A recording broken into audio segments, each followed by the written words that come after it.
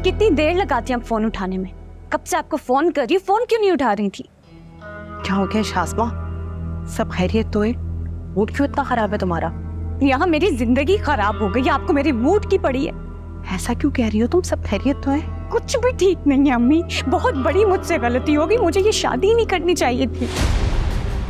मैंने तो ये सोच के शादी की थी कि लंदन का बिजनेसमैन है, खुले दिमाग का होगा, लेकिन ये तो यहाँ के लोगों से भी दकियानूसी निकला। इतनी छोटी सोच है इसकी। मैं ऐसी छोटी सोच के बंदे के साथ नहीं रह सकती, मैं घर वापस आ रही हूँ बस। क्या कह रही हो तुम? दिमाग ठीक है तुम्हारा?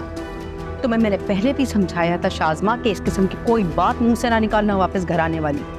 अगर तुम्हारे अब्बू या दाइम के कान में इस बात की भिनक भी पड़ गई ना तो कयामत आ जाएगी, समझी? और जो मुझ पे कयामत गुजरी है उसका क्या अम्मी? मैं तो घुट घुट के मर जाऊंगी यहाँ पे। ऐसा भी क्या हो गया आखिर? क्यों आखिर इतनी हवास बाख्ता हो रही हो?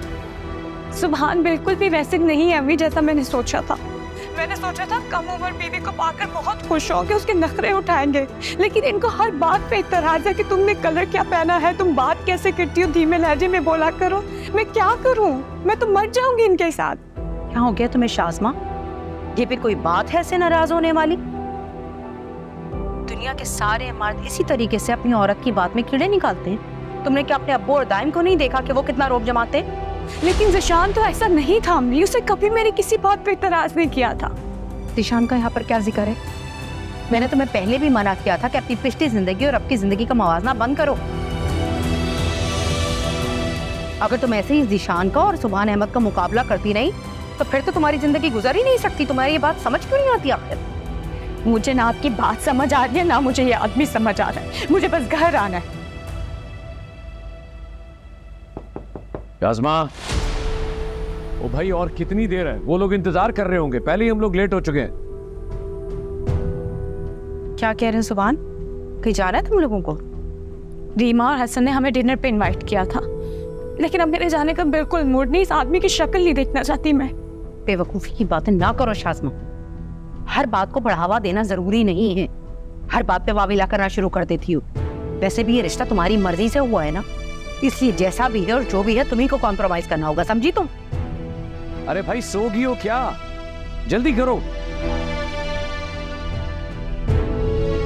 सुभान अहमद की मुझसे शिकायतें करने की बजाय ना बेहतर होगा कि जैसे सुभान अहमद तुम्हें कहते तुम वैसा करो। एक बात मेरी याद रखो शाज़मा, मर्द की जिद के आगे कभी अपनी जिद नहीं लड़ाई जाती। इससे घर आबाद नहीं होते, हमेशा बर्बाद होते हैं।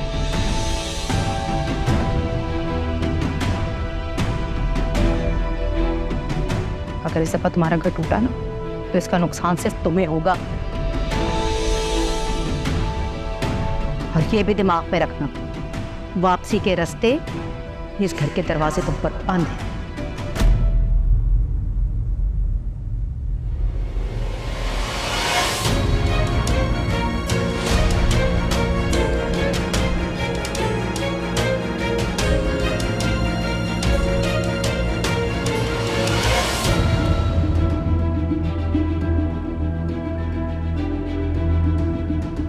ये रिश्ता तुम्हारी मर्जी से हुआ है ना, इसलिए जैसा भी है और जो भी है तुम्ही को कॉम्प्रोमाइज करना होगा, समझी तुम?